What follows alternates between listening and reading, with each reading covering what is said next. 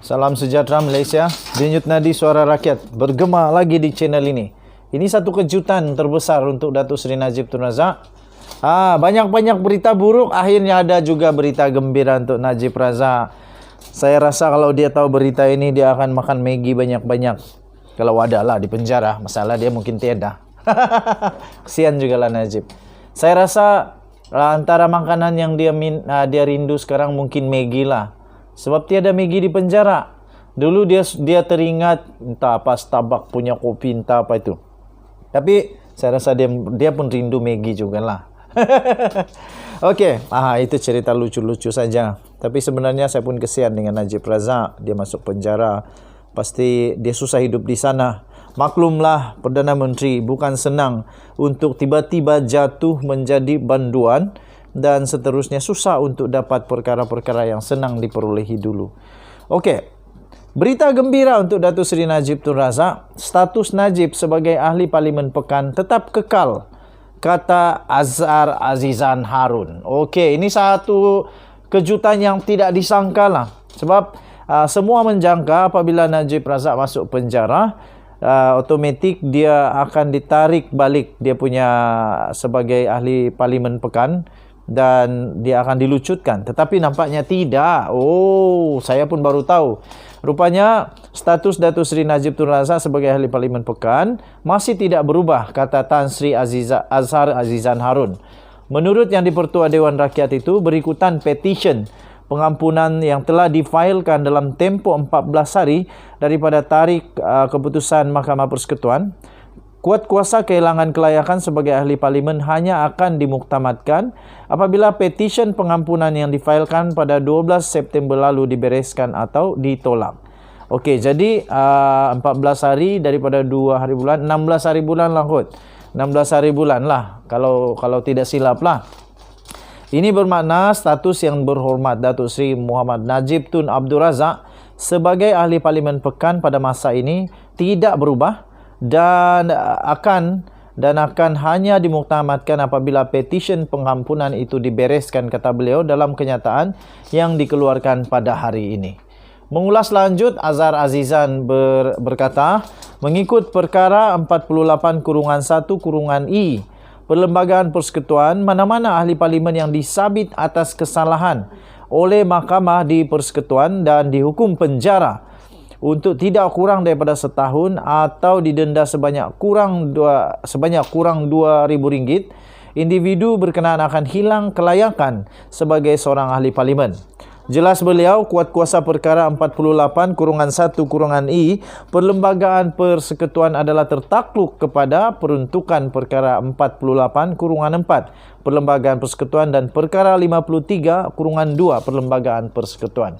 Beliau dalam masa yang sama memaklumkan menerima serahan beberapa dokumen termasuk salinan permohonan pengampunan di bawah perkara 42 Perlembagaan Persekutuan ke atas Najib bertarikh 1 September. Turut diterima ialah salinan surat daripada Tuan Shafie & Co.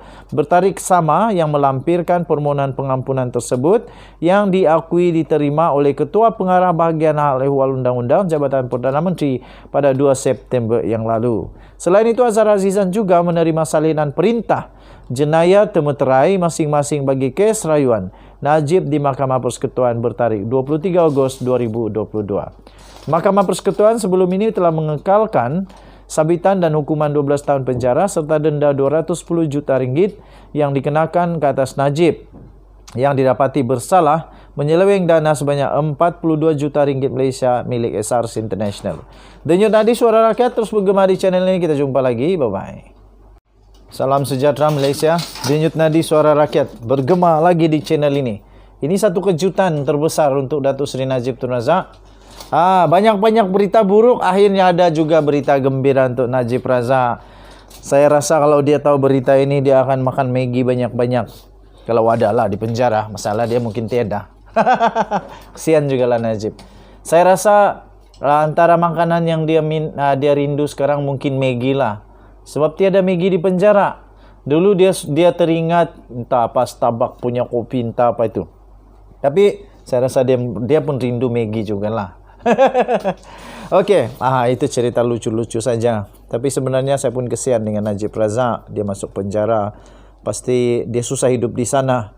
Maklumlah Perdana Menteri bukan senang untuk tiba-tiba jatuh menjadi banduan dan seterusnya, susah untuk dapat perkara-perkara yang senang diperolehi dulu. Okey.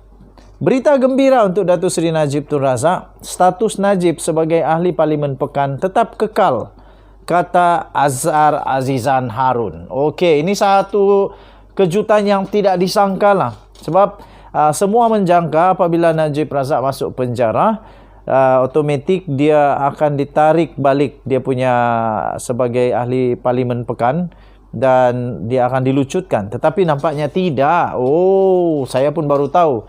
Rupanya status Datuk Seri Najib Tun Razak sebagai ahli Parlimen Pekan masih tidak berubah, kata Tan Sri Azhar Azizan Harun.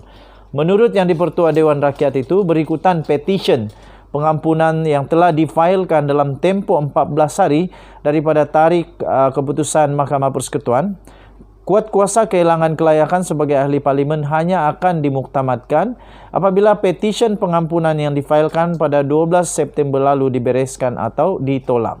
Okey, jadi 14 hari daripada 2 hari bulan, 16 hari bulan lah kot. 16 hari bulan lah kalau tidak silap lah.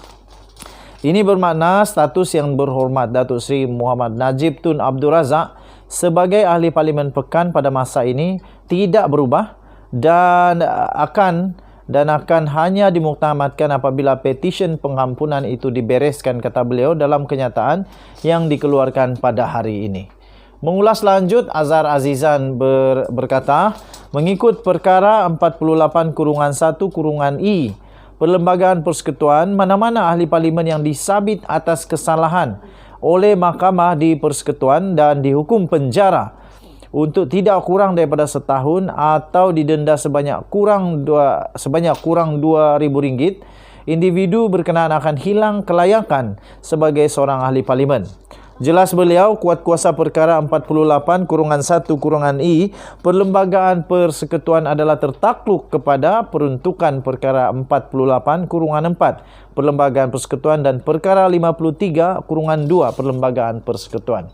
Beliau dalam masa yang sama memaklumkan menerima serahan beberapa dokumen termasuk salinan permohonan pengampunan di bawah perkara 42 Perlembagaan Persekutuan ke atas Najib bertarikh 1 September.